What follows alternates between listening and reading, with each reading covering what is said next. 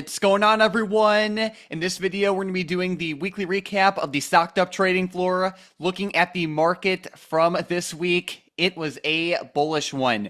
Basically, everything's ripping from the S&P 500 to even Russell 2000 stocks to cryptos like Bitcoin as it crossed above the $80,000 mark for the first time ever. So there's a lot of craziness going on in the market right now, and that has made for some pretty awesome moves and opportunities. Looking at the recap for the week, there was a lot of action with Surge. On Friday, there were some great plays from Tesla, LLY, and Upstart that popped up between 130% and 350%. Of course, there were some setups like some Google puts and coin calls that only popped up between 7% and 45% as well. As we scroll throughout the week, we could see that there were a lot of plays, some that moved up very explosively and some that definitely were duds. Some of the more crazy setups throughout the week definitely happened on Wednesday, some of them being with Hood, Coin, and CLF, as those plays popped up between 221%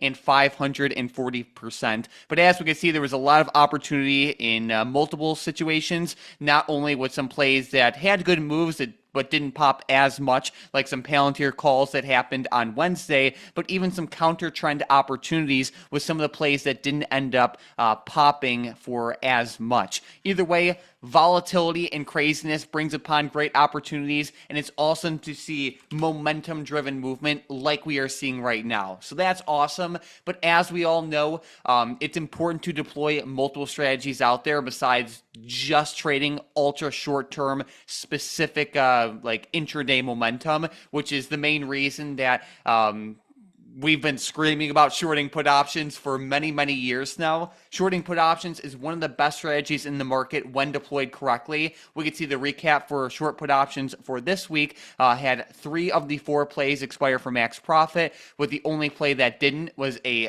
Pfizer 28 strike put option play.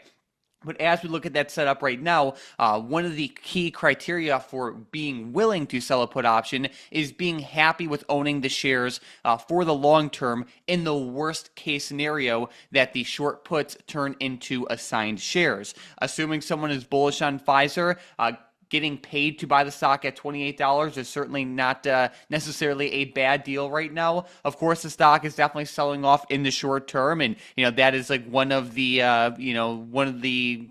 way in which like the strategy works. When you sell put options, there is a chance that you can get assigned shares of those puts, but when that happens, you could sell covered calls against those shares, or you can just decide to own those shares for the long term. And assuming that you're selling put options on a company that of course you're happy owning for the long term, but assuming the company is a actually good company at a reasonable price, then it makes the whole trade a win-win over the long term, because you are essentially getting paid to buy shares of a company that you're otherwise happy to own shares at.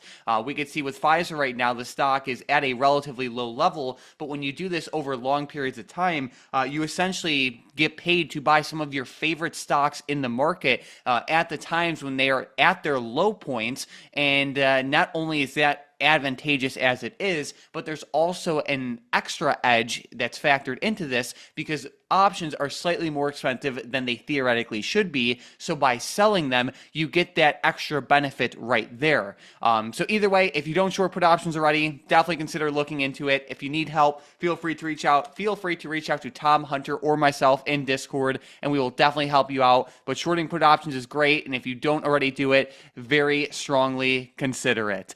Besides that, thank you all so much for watching, and let's have a great week in the market.